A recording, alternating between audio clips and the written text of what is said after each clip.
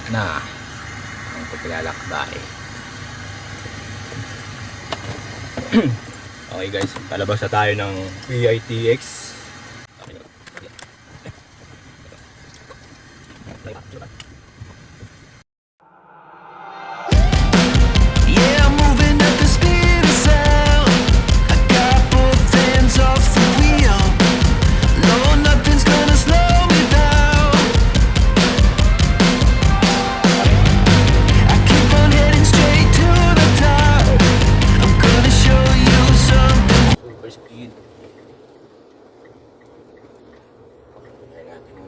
Safety first. Pumasok. Ayan guys. Ayan pumasok. Ay, maulan na.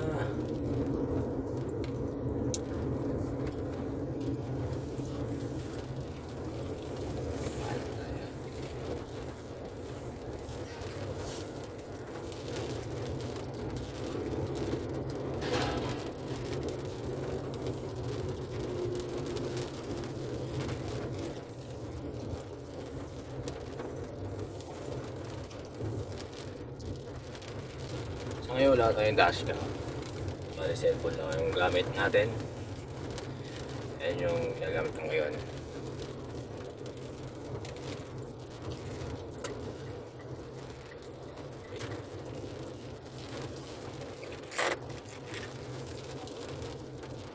Lakas ng ulan, ng hangin oh.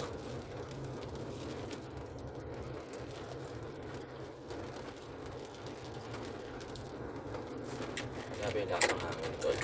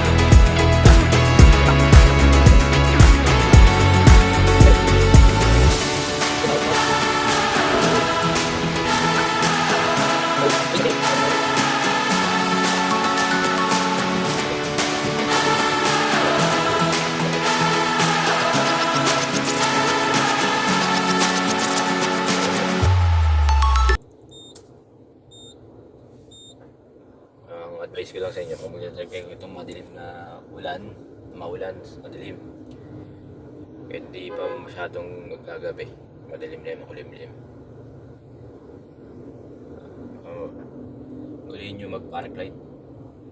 Ayun, tingnan mo yung mga sasakyan din na naka-park light dyan mga yan. Pero sa ngayon, alas 6 na, mag-alas 6 naman. Yan, automatic mag-park light na kayo. Lalo na pag magkagabi.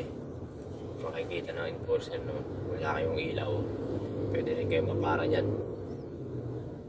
Mga alas 6 yan, bisitahin din kayo.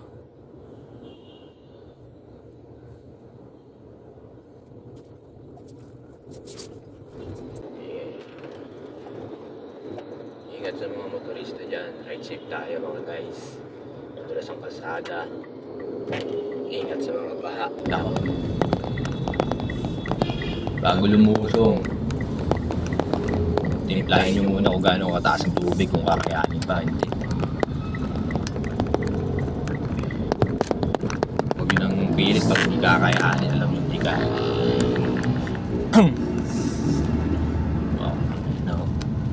Danas ko yan doon sa may Cavite, pauwi ako ng Gentry doon sa binang ko. Galing ako opisina. Na-experience namin doon, pauwi kami ng Tuklong. Grabe dun, baha, sobrang baha. Sumunod ako dun sa motor, akala ko kakayanin. Sumunod yung motor dumusong sila. Paglusong nila, sabi ko mukhang kakayanin na sasakyan ko. Yung compact lang to yung Mitsubishi SX. Butik, pag diretso namin, nakita ko na lang yung mga motor doon naghintuan sa gitna. Sabi ko paktay, malalim pala. Hindi na ako makaatras, baka masukan yung tambutso. Tinuloy ko na. hindi na ako huminto. Iniwasan ko yung mga humintong motor doon sa harapan ko. Once na huminto ka doon, patay, papasuko ng tubig yung ano nyo. Kaya na, yung naramdaman ko lang yung radiator pump ko. Yung tunog na block, kumagano na. Siyempre umiikot yung pan mo eh. Pag napasok ko ng tubig, diba? Buti ka mo. Medyo nakayanan ng sasakyan. Hindi naman tumirik. Kaso ang pangit na experience namin doon, yung truck na nakasalubong ng counterflow. Nag-counterflow siya. Ay, sa laki niya, lahat ng alon sa amin tumama. Nag-wave. So, yung sasakyan namin nagmukhang bangka. Talagang umalog. Grabe sa mga truck driver na yan. Kung magpapanda naman sa bahay, napakabilis ng takbo nila. Parang walang bahay. Hindi na lang nila magdandahan. Diba? Hindi, although na baka matirigan, siguro nang nasa isip nila. Pero kahit mga sa primera lang, kaya naman yun basta mag-wave yung tubig. Hindi naman papasokan yung engine nila. Sa taas ng truck nila eh. Sa amin, mga maliliit. Kawawa, pag kami inaalon, yung tubig umabot hanggang ano ko eh. Pag alon, umabot hanggang windshield. Akala ko yung hinto yung sasakyan eh. Akala ko titirigan ako eh. Tinabahan ako dun. Pero sa awa ng Diyos, hindi naman. Nag-false alarm lang din sa sasakyan ko. May naka-indicate din sa indicator ko na turn off your engine. Pero sa una, hindi ko muna pinatay, baka hindi na baka. Nung pagdating ko lang doon sa pinaghatiran ko doon sa tropa ko, doon ko pinatay yung makina. Patay ko, nakakabahan ako, baka di na umandar, start. At least malapit na ako sa amin kako. Baka masira kasi pag hindi ko din turn off eh. Turn off engine ko, mga ilang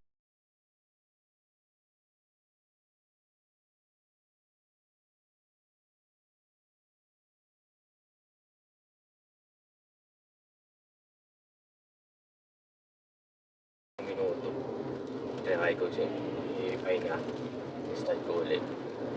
Ayun, buti naman po okay. Kaso feeling ko doon din nasira yung radiator fan. Ay yung unang narinig na nag-block kasi ang umiikot lang naman dyan yung radiator fan ko eh. Parang doon nararamdaman yung tumama yung tubig. Nakasubukan.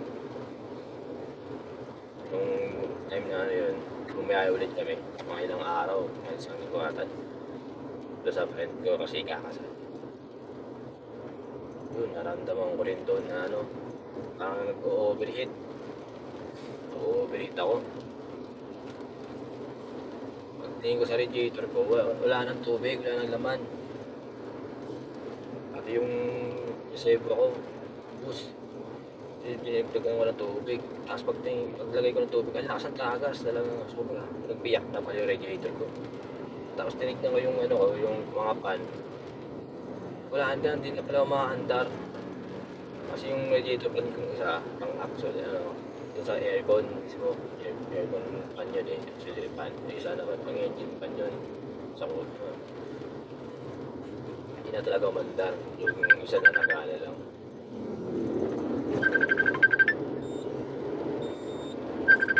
Wait lang guys may tuwan. Feeling ko doon nasira yun, yung radiator pan ko.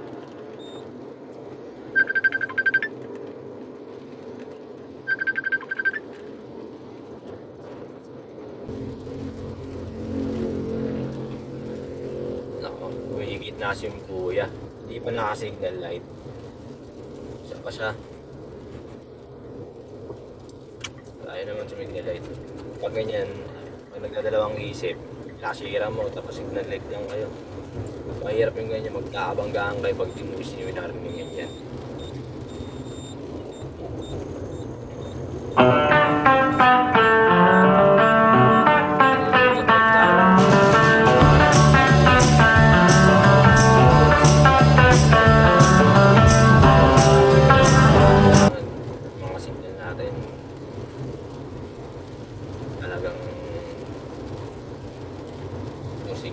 Signal o galiin natin yung signal kasi minsan yung mga nakasabay natin sa kalsada walang alam din sa signal yan. Pero minsan pag nakikita nila may okay, sige, kahit na signal light, kakaliwa. Kahit hindi nila mapasya pag may nag-reflect na ilaw, alam nilang kakaliwa. Kaya pwede sila mag-adjust. Yung sa mga kamuting hindi nagbibigay, disgrasya ang abutin nila dyan. Diba? At yung bahari, pagbigayan. Pag hindi ka nagbibigay, disgrasya talaga. Kung ipipilit niyo yung gusto niyo. Ako nga, kahit nakasignalate na ako pag alam ko ayaw magbigay. Kaya tumahang ka na. Kaya wala, para saan tayo makakarating sa ating pupuntahan. Yun lang guys.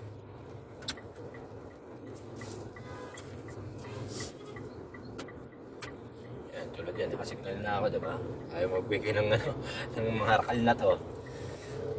Kaya pinauna ko na yung dalawa kasi mabilis yung takbo. Ang hindi talaga magbibigay yun. May ramdaman lang talaga din. Kahit nakasignal ka, kaya matatalas ang pakaramdam mo eh. Pag alam mo nga yung magbigay, pagbigyan mo na.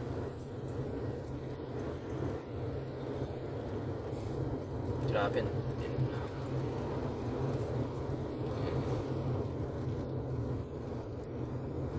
Guys, takbong pogi lang tayo. Hindi natin kailangan magpadali. Kaso nga ba rin ano, kailangan ko makarating alas 6. Straight schedule sila eh sa Kumon. Malakas yung ulan, kailangan alas 7 lang sila. Hanggang alas 8 kasi yun. Alas 7 yung schedule ng anak ko. Malaluwag naman yung kalsada. Mayroon na kasi kung mamadali ka, na bangga tayo, kaya magtatagal din natin malusunod.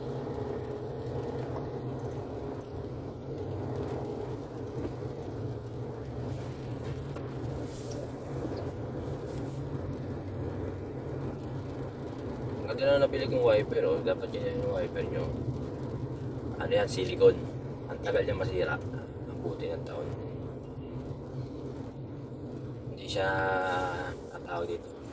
Yung nagbabakbak. Mahal siya pero sulit.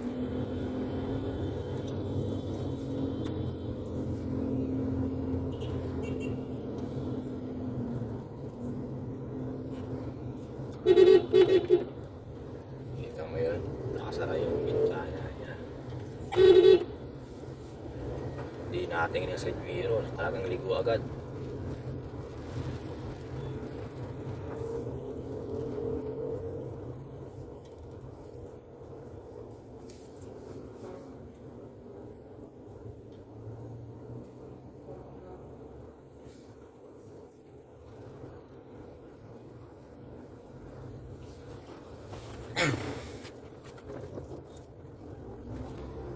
Grabe lang ilang aircon.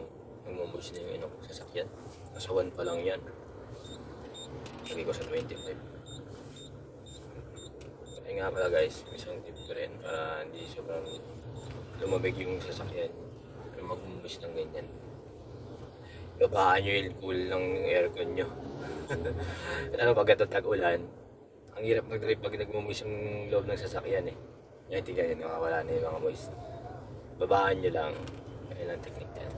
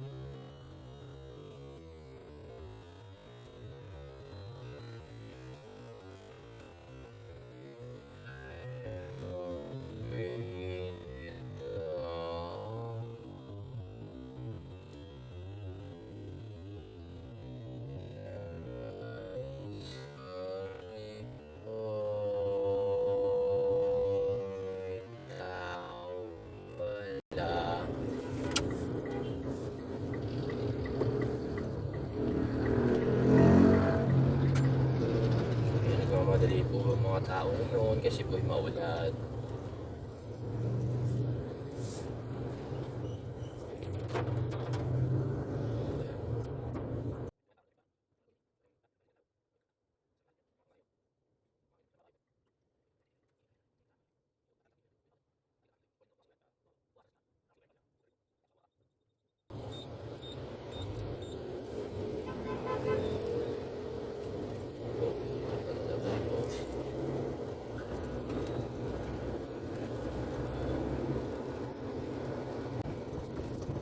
Okay.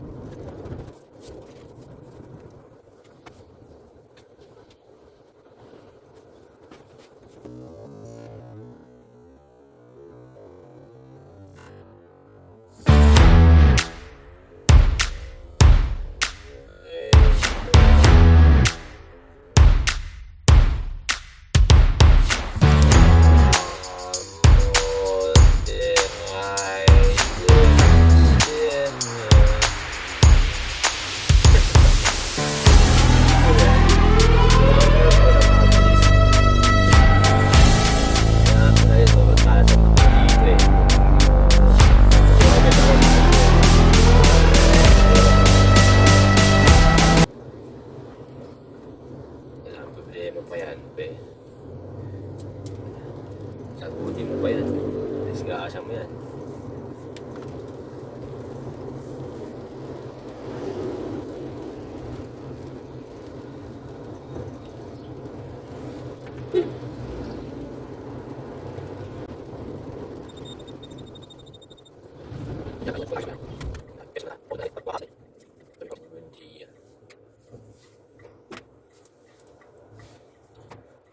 Saya ka na lang tayo dumaan.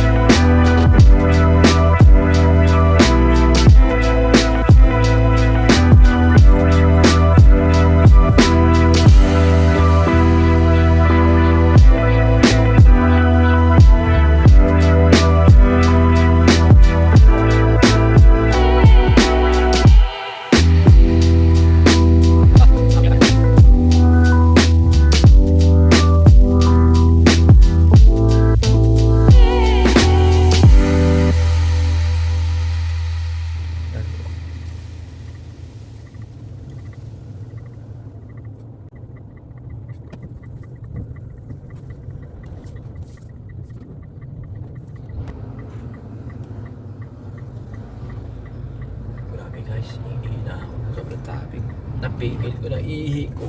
Grabe. So, wakas. Tapos na tayo dito.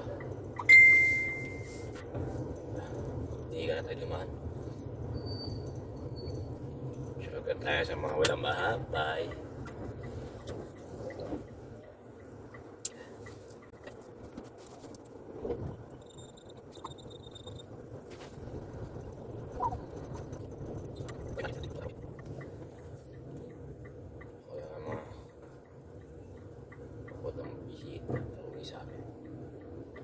Sahod yan.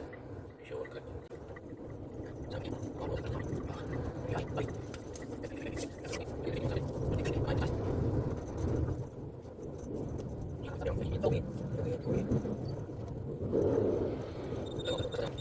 Ipapasok. Ang alangan.